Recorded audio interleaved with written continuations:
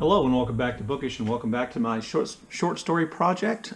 This month's story was A Rose for Emily by William Faulkner, which I have here in my collected stories of William Faulkner edition. You can see I made lots of notes for myself. I have several things I want to talk to you about from that story. The first thing I would say is that this is, and I think I said this in my Saturday Hodgepodge video, this is kind of the pinnacle or the epitome of Southern Gothic, I think. It's set in kind of the decaying, old, moldering South, and it's got some weird stuff in it and some eccentric characters, and it's just a really, I think, great story. So let me really quickly hit the main plot points for you without, giving anything away too big.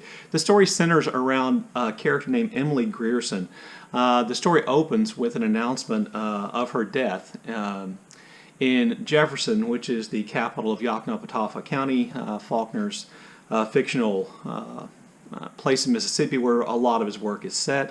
The Griersons were a really well-to-do Southern family, part of the elite of Yoknapatawpha County before the war and slightly after the Civil War. But by the time of Emily's death, their station and her station had diminished and declined quite a bit. As she declined, as her position in society declined, so did the opinion of the townspeople about her. At first she was revered and honored because of the family she was a part of. As things started to fall apart for her and her father died and her marriage plans fell through, she became an object of pity, and then, as things carried on and as she aged and as things got worse for her, she became kind of a curiosity. And in some ways, I think a lot of people in the town saw her as, kind of a detriment to the town in which they lived. In her youth, she was quite an attractive young woman, and she was courted by a lot of men. A lot of the men who still live in Jefferson, courted her and danced with her at various times when she was younger, but when she was unwed by the age of 30, she kind of became a spinster, a woman who was never planning on getting married, even though at one point she does enter into a relationship with a working class man from the north who came to the south as a part of a construction crew. It looked like they were headed towards marriage, and certainly the whole town was scandalized by her relationship with this man from the north. But then that marriage fell through, and she went back to spinsterhood and even more isolation. And that's kind of where I will leave the plot summary, because if you haven't read it, A, you should, and B, I don't want to give anything away. There are only a few themes that I really want to talk about that exist, or a few things about the story that I want to draw out. One is to kind of point out that, like a lot of Faulkner's work, this story is not told in a linear fashion. When the story opens, we learn that Emily's dead. And then we get flashback kind of things to various points in her life where we learn the story of her life and all the things I mentioned to you in the plot, in that plot summary I gave you. We learn all those details not by going just in one flashback, by flashing backwards and forwards a couple of times so that we accumulate the details of Emily's life and Emily's relationship. And then at the end, we are then present in Emily's house at her funeral, and then the exploration of her house once her funeral is over. We're there, and that actually takes place after the beginning of the story. This is one of those things that Faulkner does. He plays with time, he moves through his stories, and he allows you to accumulate information about the characters of the plot kind of incrementally with all these kind of backwards and forwards. And they're also then, that allows him to put in a lot of, I think, really important details in terms of just the South and giving you the texture of the place in which the story was set and why those things are important to the plot. One of the things I think is interesting in this story is that the town actually is kind of like a character. The narrator speaks for the entire town. And through that, we see Emily really through the eyes of the town, not Emily through her own actions or her own voice or her own head. But we see, Emily through the actions of her town, the idea the town had that she was a little bit too stuck up in her youth, how scandalized they were that she went around with this northern man who wore yellow gloves and went out, on essentially rides with him with no chaperone, and that she would date a man from the North. The town's opinion that her kinfolk from Alabama should come to Jefferson and kind of arrange this marriage so that she could stop being an object of scandal. And then when that fell through, the town people's kind of pity for her.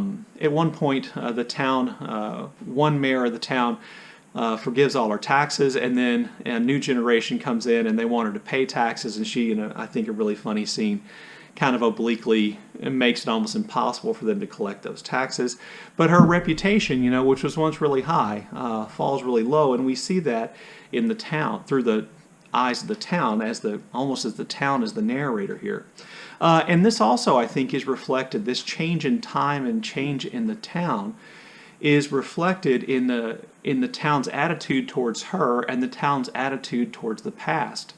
If Emily represents kind of the glorious past of the South, and I would argue that she does, that at one point she's revered, at one point she's pitied, and at another point she's kind of looked on as being out of step and no longer, with the modern times and kind of in the way. And that, I think, is the town's attitude towards its own past and the own Southern past, or at least Faulkner's view of that, is reflected there as well. It's also reflected in the use of the N-word. And so I'll just go ahead and tell you, if you haven't read the story, the N-word is used twice. I think importantly, the town, or the figures of the town, and the narrator speaking for the town, uses the N-word in the past, but not in the present. By the present, he's changed the N-word to Negroes. And I think Faulkner intends for us to see that the town has evolved away from some of those old South ideas, even if Emily hasn't. But to me, the theme of the story is decay. And, to take it on a larger scale, Faulkner is using Emily and Emily's house as a symbol for the decay, which had taken place in the South post-Civil War, and as a symbol of the decaying ideas of the Old South. So one of the things which I think is a clear signal of in the story, the theme is decay, is the description of Emily's house. So I'm going to read that to you. This is in the second paragraph of the story. It was a big squarish frame house that had once been white, decorated with cupolas and spires and scrolled balconies in heavily lightsome style of the 70s, set on what had once been our most select street. But garages and cotton gins had encroached and obliterated even the august names of the neighborhood. Only Miss Emily's house was left, lifting its stubborn and coquettish decay above the cotton wagons and gasoline pumps, an eyesore among eyesores. So what makes Emily's house here an eyesore isn't just that it's falling apart, but that it is a symbol of the past amidst this kind of more modernizing city with its gas pumps and its garages and all those kind of things that are symbols of more modern progress. Emily herself is described in a way which indicates, I think, that the theme of the story is decay. So I'm going to read the description of Emily to you.